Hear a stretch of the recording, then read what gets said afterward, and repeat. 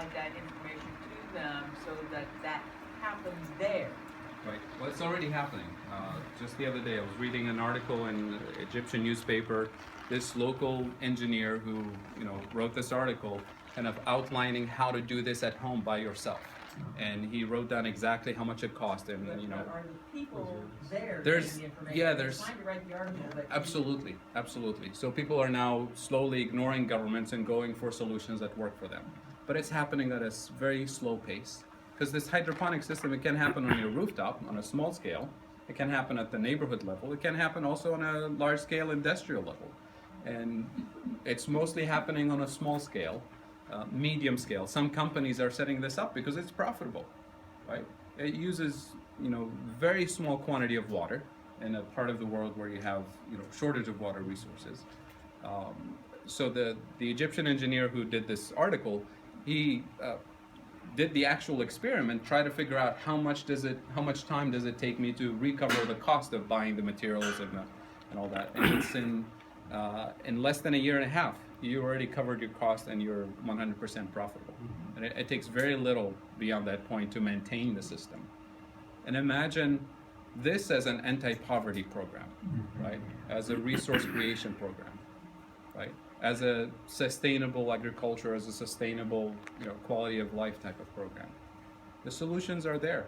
It's just governments are thinking, let's build a dam, because we're used to the old way of building resources and generating resources. Or let's borrow more from the IMF so we can afford to buy wheat. Right? There's lots of deficit of ideas, I should say, when it comes to policymakers. Yes, please. Looking at the oil producing countries, take Saudi Arabia, Iran, Iraq, if they were turning to renewable energy, then they would also have more oil and natural gas to export to the rest of the world. Would that be a benefit? Economically speaking, sure, yeah. Because Saudi Arabia consumes, I think, about a third of its annual oil production domestically. It's a massively inefficient transportation system, air conditioning system, building system. They're investing. They just started this year in massive solar and wind energy production. It's going to take 20 to 30 years to bring it up to a significant level. But they're also building nuclear for electricity production, which is that's part of their renewables package. Nuclear is part of that. But yeah, if they save all of the oil that they consume domestically, that's potentially more to sell. But also think of it this way: if the rest of the world invests much faster in renewable energy production, becomes self-sufficient, then the fossil fuels will just have to stay in the ground. Nobody's going to buy it. And in a way, a lot of people in the last few years are talking about the privatization of Aramco, which is the Saudi, major oil company, which is arguably the largest company in the world. Some people are opposing, Saudis in particular, are opposing the privatization and sale, and it actually makes sense to sell it now, because in the future, if the rest of the world invests very aggressively in renewable energy, it will be a worthless company. It will have a lot of oil, but nobody will buy it. The question. The association between climate change and the problems in the Middle East, there's another historical kind of thing, is the unsustainable agricultural and the programs and things that go back centuries in this area of the world that caused this. There's a wonderful story about what's happened in a large area of China, where they have gone from a desert-like condition, what we find in the Middle East, and they've changed the climate through a really aggressive, sustainable agricultural program there. And that's interesting to consider as part of this same story too. You don't have to go to China. It's already happened in Israel. Well, Israel is a very small country, Sure. and you don't see large herds of sheep and goats and things like that, like you do in many of the other Arab countries and stuff. And the cost of habitat that sheep and goats do is extraordinary, and cutting down trees and things, Sure. Yeah. which is happening. Yep. Yep. Yes, please. Go ahead. Yeah, thank you, Dr. Joe. This was an intriguing presentation because you brought many, many questions. I can ask them one at a time, or if you remember the questions, I can remind you. Well, the main thing, you started your presentation by saying back in 2000, between 2006 and 2013, Syria experienced all these disasters. Right. I didn't know about it, even though I'm part of that region. But why didn't the entire world do something about it? That's the number one related to this question. And was the government involved in hiding so that it doesn't look weak? Very good question. So the rest of the world, I'm not sure what the answer would be. Lack of interest. Part of it is Syria was already isolated from the Western world from before the conflict. So it wasn't a big news item, right, for the Western media. As far as the Syrian government, you can imagine the panic, year after year as the drought is happening. But they didn't expect the political conflict. You can always manage a drought by importing, by borrowing from the Russians, by importing wheat from Russia. Those things can be handled. But once the situation explodes and you lose control of the logistics of the country, you lose control of the security of the country, you lose control of entire regions, then it's too late. I mean, the NGOs now, you hear them talking about what's happening possibly in Yemen and the Thailand and Sudan. But Right. why didn't we hear that kind of thing? Is that part of the influence that the government has on those NGOs that used to be there and are there? Not necessarily. The situation in Yemen, Yemen is the worst country when it comes to water resources. Probably the worst in the world. It was known, but it wasn't.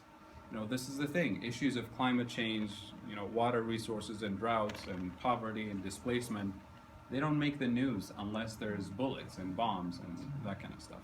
That's the sad part of the story. Now we hear about hunger and famine in Yemen. Yes, it's been amplified by the conflict, but it's not new. Right? The shortage of resources is not new. Yes, please. I would like to congratulate you for your excellent presentation with full of facts, which is very convincing. But at the same time, it's very depressing. Yeah. Sorry. So, looks like the world is falling apart. And the problem becomes more difficult when you combine science with politics. Right. And so when they mingle, Right.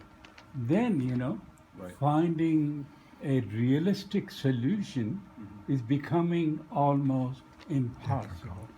Well, So how do Yeah. we handle this Sure. complexity, and especially the greatest player and power in the world, the leadership thinks it's all fake.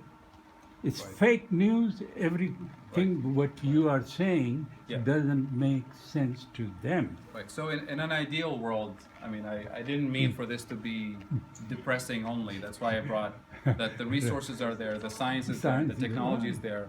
It's affordable, it's accessible. Of course, it's much more effective and efficient to have this done on a large scale with an industrial scale policy to address this, with global policies to address these problems. I'm not optimistic on that front, especially with the U.S. Government these days. It's just not going to happen.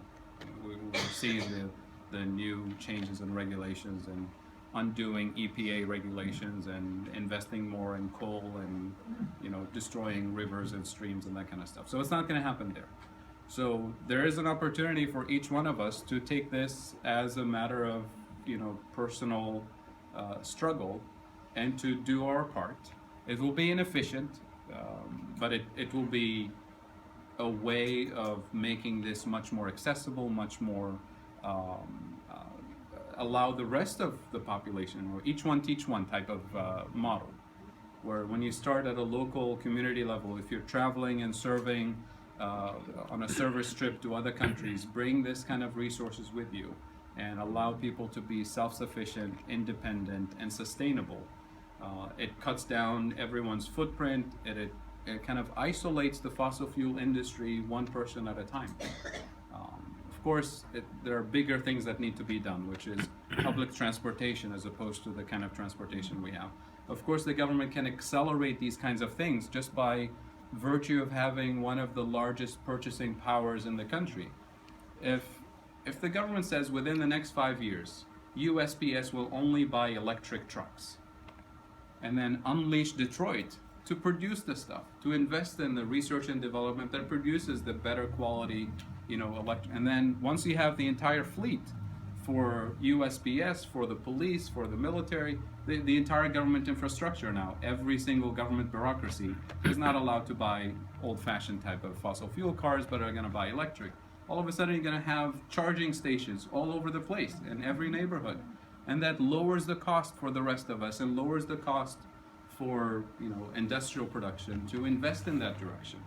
So it takes that kind of macro level leadership to kind of turn the economy around and undo the fossil fuel infrastructure, and move us in that direction. So that's the part that you and I can't do, right? That businesses will not do because it's just not profitable yet, right? But once the government puts these things in place, we can accelerate that transition on a large scale. There are investors who are willing to build large-scale solar farms in Arizona and Texas and other places.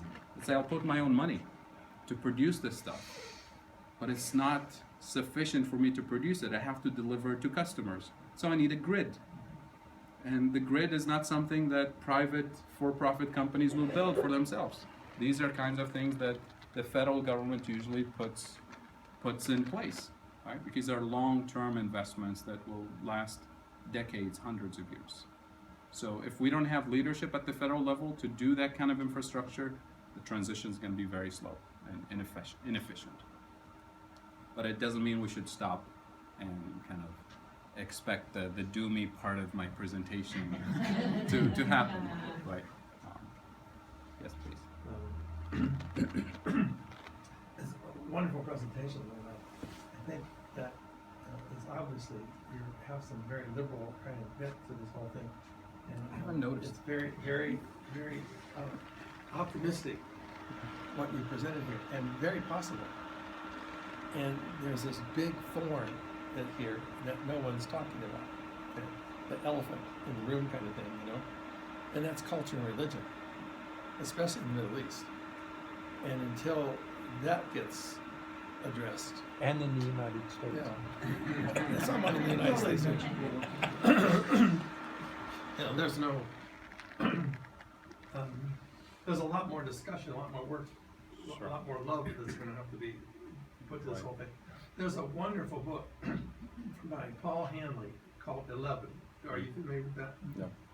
He identifies everything you said in a global kind of setting, and then puts in place how we have to change the way we live within this next century. The book's titled 11 because at the end of the century, our growth rate for population should be 11 billion people. And we really can support 11 billion people in the world with no problem there. But we have to change this, and to the extent that we don't change this thing, we're actually in an extinction mode.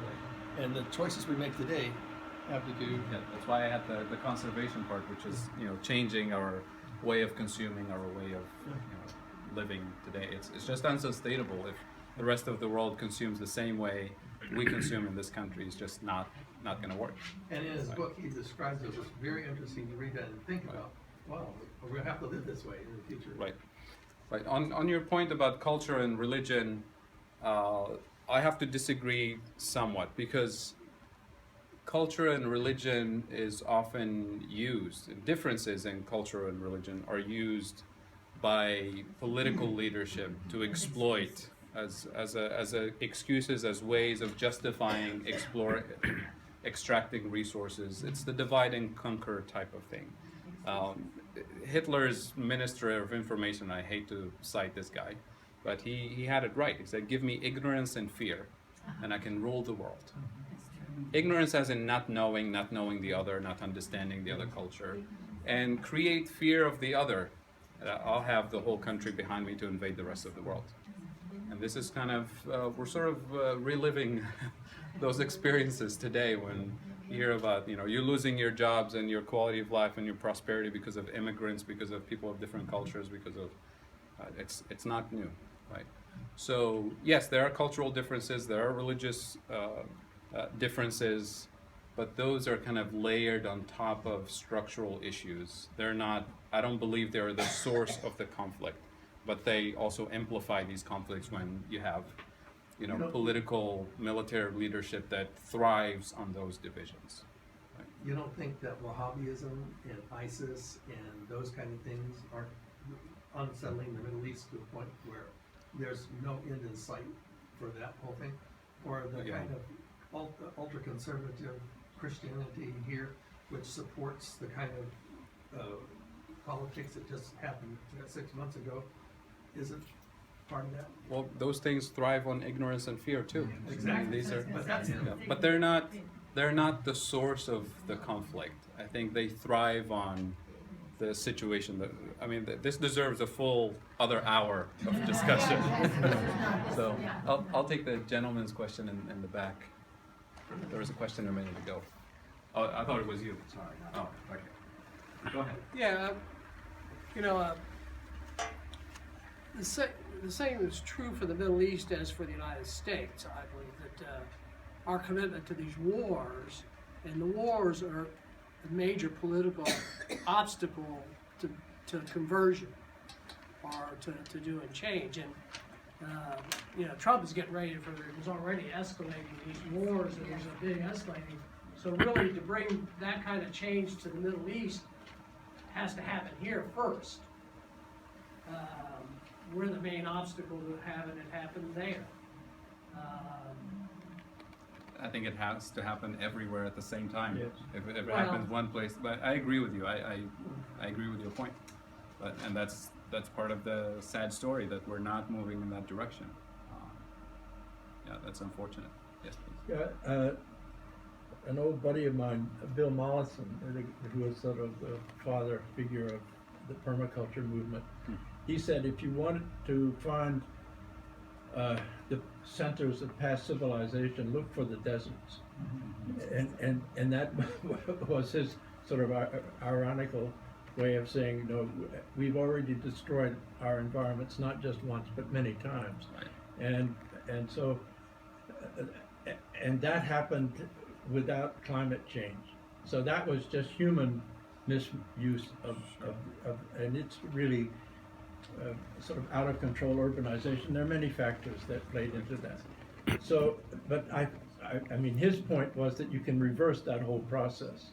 You can re-engineer it. Right. Because we can look and see how the environment was destroyed in Iraq, in Iran, in Egypt, and so forth, and then we can actually rebuild these sort of flourishing and vibrant ecosystems, and that's what you were talking about. And there is a lot of material that's available on how to do that. Practical Action, which grew out of Fritz Schumacher's organization, Intermediate Technology Development Group. There are many. I mean, it's sort of passé now because people seemingly they don't use the terminology appropriate technology. They talk about sustainable, but there are many of these technologies have been worked out in great detail.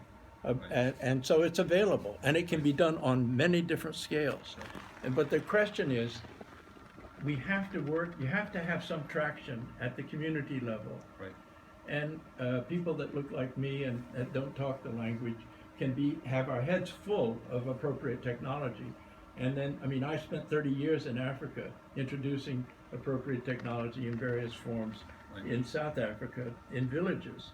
But if you don't have the cultural sort of transmission belt and a Right. linguistic transmission belt, Right. you actually can't jumpstart them and Right. anything. So I mean, my question would be, how, citizen to citizen, what kinds of ideas do you have about how Right. we could sort of share the burden and transfer these new ideas or new technologies? Right. Again, it brings me back to my point that it's much more effective if this is introduced through the education system, through a national program, so that you introduce a new culture of consumption, a new culture of food production, a new culture of doing, a new culture of economic life, because this is a different kind of economy. It is. It's not the same kind of economy that we live in today. Right. And that's where the resistance is, resisting introducing this on a large scale. Jimmy Carter in the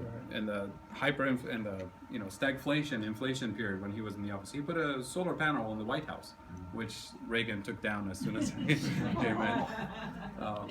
It was symbolic at the time, right?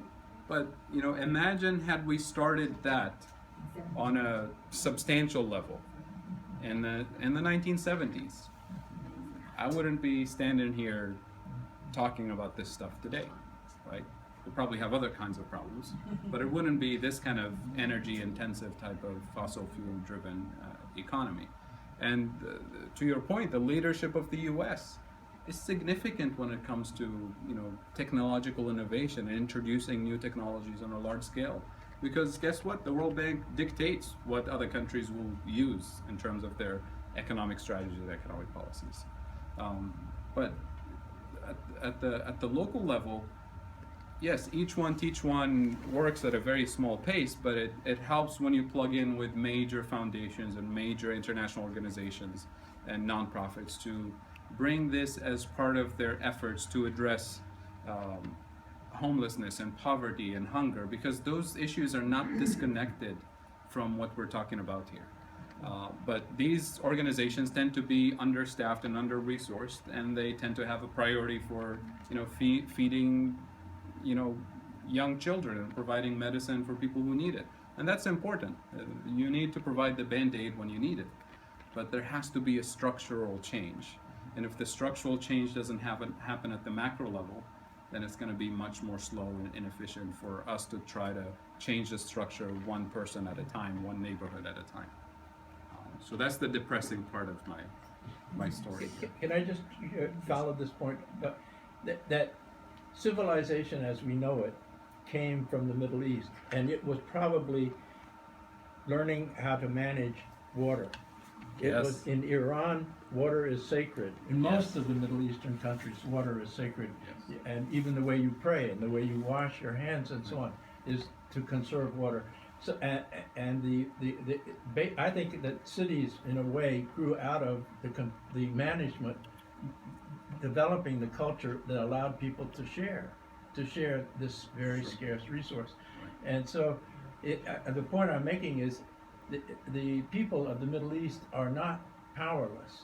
They have a great cultural tradition. Sure.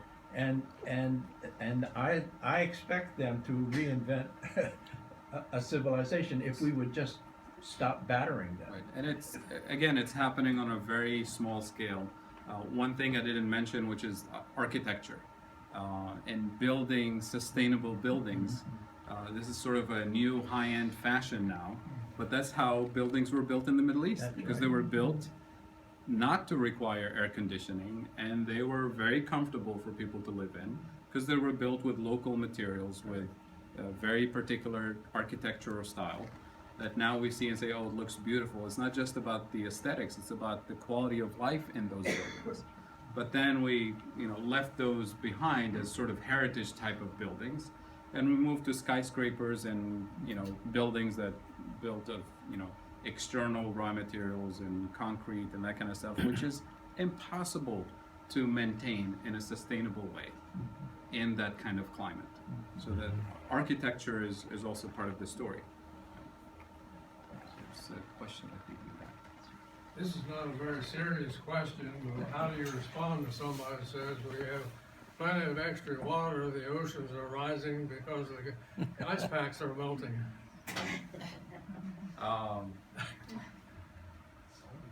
So the Israel is, Sure.